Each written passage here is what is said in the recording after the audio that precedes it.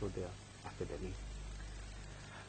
Mr. Sriram, I think one important question that everybody is asking, what is really unique about Ashodaya? How did it come about?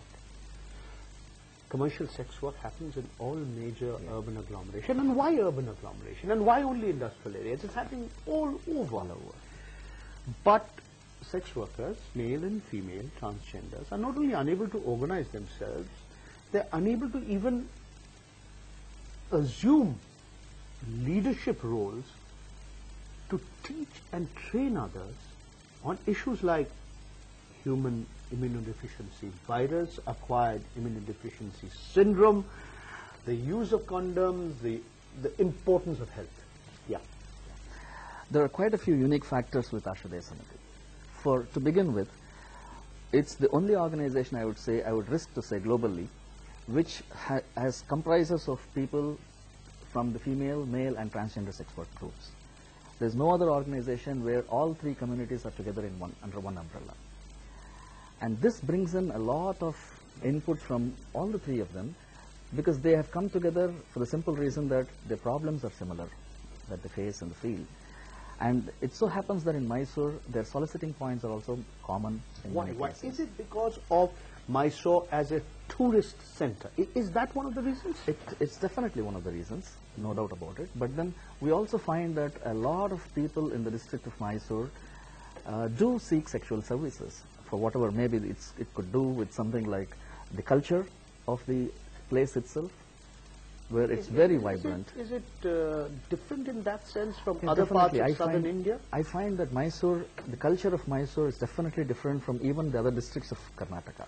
No, we've heard about the brothels of Mumbai, the infamous cages of Mumbai. We hear of red light districts from across the world, from Amsterdam to Bangkok. But what is really unique? The first thing is most of the sex work in Mysore is street-based.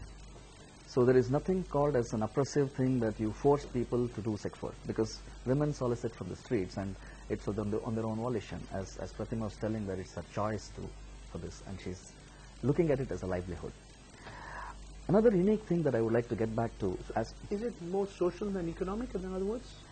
I would say, or both. I would say that it's a combination. Basically, I mean, we hear that here women are selling their bodies because they otherwise would not be able to eat or not able to look after their kids or their families. It's not like that. It's more like people from the lower social rungs of the society may have fewer opportunities for livelihood as compared to people who are maybe from the higher rungs or more educated and so on and so forth. So it's a question of so many opportunities in front of me as a lawyer, as a social worker, as a teacher, to what Pratima may have as an option in front of her.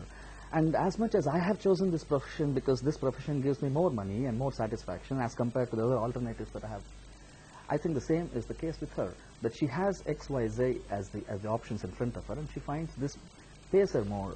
And so there is a decision that is taken. And that is something unique in Mysore as far as the street-based sex workers are concerned. The second thing that I can say uniquely as far as Mysore is concerned is that these people have been involved in the project from day one. 5 years ago when you started? 5 years ago. And so over a period of time, a facilitation process has taken over where they could own up the processes.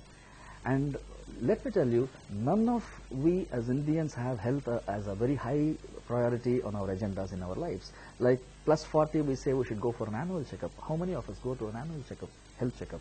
So how many health, exercise, health itself, healthy food. Absolutely. So with this kind of a thing, when you look at sex workers who have very low self-esteem, HIV can never be on their agenda to begin with. When we go and meet with them, their agenda is violence in their lives. How do I take control of my life? I can't take a single decision in my life on my own. Someone else takes it for me.